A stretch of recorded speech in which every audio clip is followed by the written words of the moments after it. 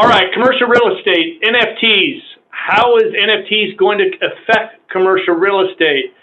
It's above my pay grade. I don't really have any idea how this is going to work. Actually, I did a little research on this, but I've got a lot of questions. So I asked Kristi Waterworth. Kristi is with Motley. Kristi has written an article about NFTs and real estate, so I asked her to come on today. Kristi, thank you for being on the show today. Yeah, absolutely. So NFTs and commercial real estate. You know, when I start reading these articles, more often than not, my head spins. And it's just, you know, the more I got into this, though, the more interesting it became. And next thing you know, I'm digging deeper and deeper. And I can see that there is a future here. But I think right now it's a little soon. But you know, can you kind of walk us through just the basics right off the bat of how NFTs are affecting commercial real estate? Well, as of right now, NFTs aren't really doing a whole lot. So maybe it would be good for me to kind of talk about what an NFT is. Okay. Because then we can kind of understand why it's not really something that's being widespread adopted at this point. So an NFT is, it's short for non-fungible token. And basically what that is a unique item or a unique, it doesn't have to be a physical item, it can be a digital item, but it's a unique item that's identified uniquely through an entry in the blockchain. And for anyone that's doesn't have a background in crypto, the blockchain is kind of like, it's like a ledger, like an old-fashioned you know, like an old-fashioned ledger. You have to write everything in manually. So everybody that's involved in the blockchain, there's not like a central database. Everybody that's involved in the blockchain has a copy of the ledger. So if you want to change something on the ledger, you have to go and you add it to the ledger. You know, you have to like manually add it to the ledger, borrow the ledger and add it to the ledger, and then it updates to everyone on the blockchain. So it's not an immediate update like it would be like in a centralized database, but it's pretty quick. It's like within 20, 30 minutes usually. So the blockchain is kind of like a database, but not really, if that makes sense. I like to picture it like a bicycle chain because it's kind of more like that. Like it's block after block after block, and they're kind of in order, and you can't change the order and you can't change the sequence, which is what theoretically makes it very, very difficult to manipulate. Okay. Now, if you've got a property built, you know, 50 years ago, who's going to go in and put that information on the title from before? Is it going to be just the first time you record it forward, or is that historical data just going to be trashed?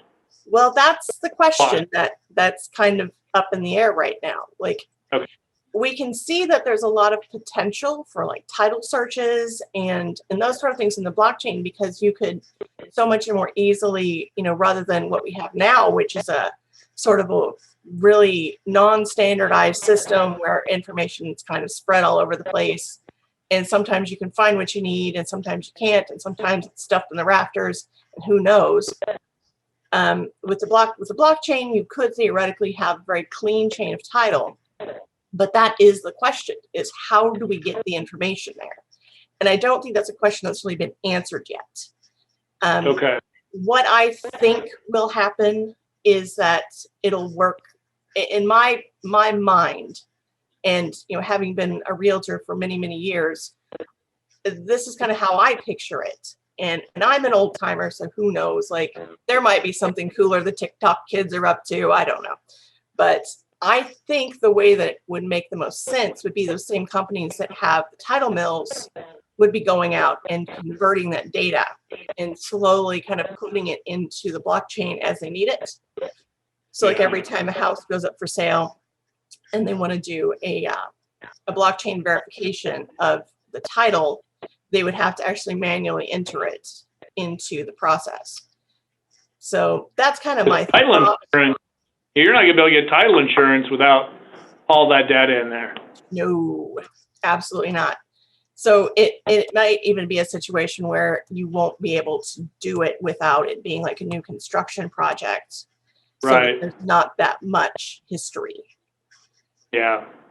So it's a little new right now, but I guess now when they do get it, it will be just like a deed, right? It'll show proof of ownership, what contractual terms, and the basis that was, the agreement between the buyer and seller. Is that correct? I mean, the cool thing is that you can put basically anything you want in a blockchain entry. Okay. So you can they have things that they're working on called smart contracts, which are essentially they're just digital contracts that can be executed using blockchain technology.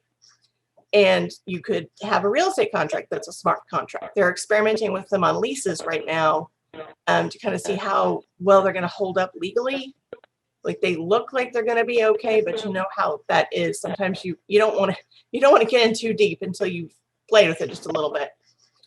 And so that potential exists for the smart contracts. And if they, the contract, of course, though, isn't the bigger holdup when you're talking about a real estate deal, as you know, the contract can be executed pretty quickly.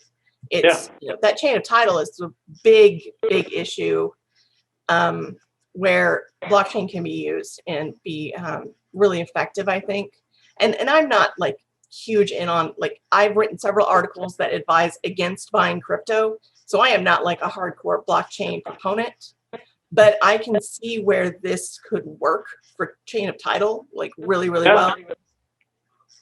Yeah, me too. I mean, I really think that it's something that if we can figure out how to make it work and get that historical data in place, title and insurance companies will jump in as long as all that data can be there. And lenders too. Sure. It'll be jump online, check it out, you're good to go. So I think it'll expedite the process. It'll make transactions, it just make the whole transaction a lot smoother and faster. Yeah, what about, I was reading something that was a little bit confusing because it was saying that with an NFT, then you can have several buyers on one property. Do you know what that? That's an interesting question because, so let me step back and let's talk about how NFTs are generated. So when you want to make something an NFT itself is just, you can kind of think about it like a certificate, maybe. It basically just certifies that whatever you're buying is uniquely identified on the blockchain. And so, like, when they say something's an NFT, it is registered on the blockchain, but this is kind of sort of the tool of registration, if that makes sense. But you don't have to have a unique, it doesn't have to be just one. When you're talking about digital, especially, it can be copies of copies. Like you can have like 10 copies of the same thing registered as long as each one is uniquely identified. So like this is copy 1 of 10, this is copy 2 of 10. Okay. And so I don't quite know how you would apply that to real estate, which already has a unique identifier in like the legal description. But my take was that they're going to sell it like it's a stock, like through the NFT. So I think that's probably more where they're headed. But it was kind of one of those open-ended conversations that they were having. So I just really didn't touch on it. There was an apartment was the first piece of real estate sold as an NFT not that long ago. It was a month or two ago. And in San Francisco? No, this one's in the Ukraine. I don't think the San Francisco building actually sold. Oh, it did. Okay. Yeah, I don't think it did, but it may have. It's after I was researching it. But this apartment in the Ukraine did sell, and it did. The way that they sold it was not. It was kind of misleading because they kept saying that they were selling the apartment as an NFT, but what they were actually doing is they were selling the LLC that owned the apartment as an NFT, and but it was the only asset of the LLC. Right. So what they did instead of transferring, I mean, they obviously had to transfer ownership of all of the properties of, the contents of the LLC, but they actually transferred ownership of the LLC versus the apartment. And so, yeah, I mean, in that way, you could definitely do it. It's like shares or some kind of percentage ownership. Yeah, you sell shares out in it. So I think there's going to be, and as we move into this, I think there's going to be finding more ways to even get more creative with it. But one thing it's susceptible to hacking at this point, though, as well, correct? Not really. That's the thing about blockchain that that makes it so interesting. Right. It's a yes but no situation because everyone has a copy of this ledger. Everyone that's involved in blockchain has a copy of this ledger that we're talking about. Yep. When anytime a transaction happens, basically you have to prove that it's legit. So the ledgers are compared to one another to make sure that the copies are all the same. Okay. So it's very resistant to hacking, which is why it's potentially a good vehicle for stuff like title insurance. Okay, then how do you gain access to it? Is there a password you have to put in, some kind of key to unlock it? How do we get access to our information? Well, it's a situation where you actually have an entire copy of it. You would, in the way that it works right now, I would think you would want to have a third party to be in charge of the information, because if everyone is running their own copy of the blockchain, that whatever blockchain they're on, because there are different ones depending on, which protocol you want to use. If everyone's using a different copy, then it's going to get really, really processor intensive, and you're suddenly going to have just like all of this energy going into it.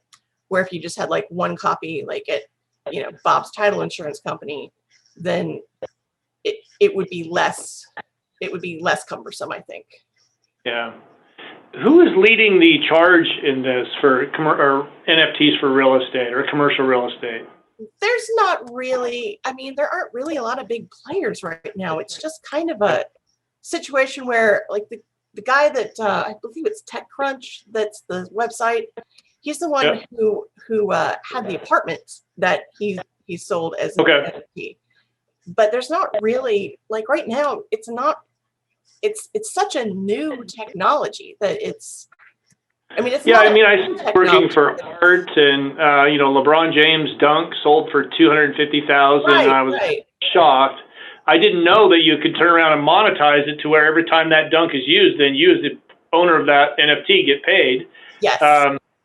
So I know that they're figuring a lot of this stuff out, but it's so interesting and such a new way to really look at things. And I do see the benefits down the road once they get this worked out. If we can figure out how to get the title clear, how to get lenders on board with it, and get, just the commercial, we're being in commercial real estate, we're very old school. Yeah. And I mean old school. But, it's something that as a younger generation comes into commercial real estate on the brokerage side or the investment side, this stuff is going to catch on, and it's not that far out, so I just think this is a very interesting topic, and as it progresses, I'd like to have you come back on when you get new information. Let's keep doing this and keep informing people. And thank you for coming on today, Kristi. And is there any closing items you want to give us?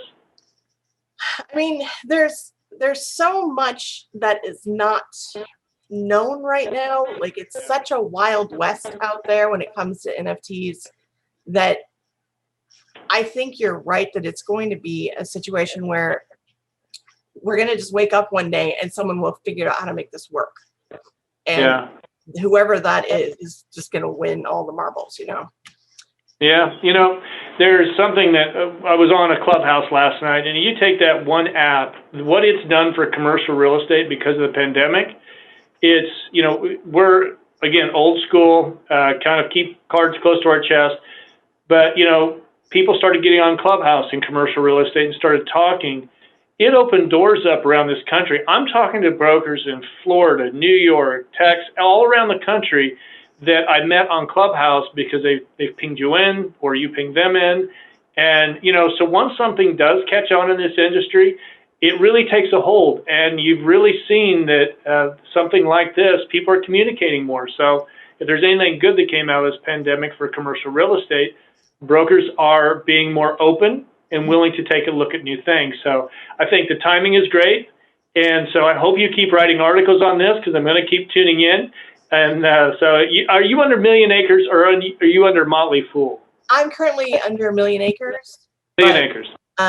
It's a Motley Fool product, so Right. it could, I can go between those worlds. Yeah. Well, I'll put your information down to Millionacres in the down below the video, so people can reach out to you with questions, or they can reach out to me.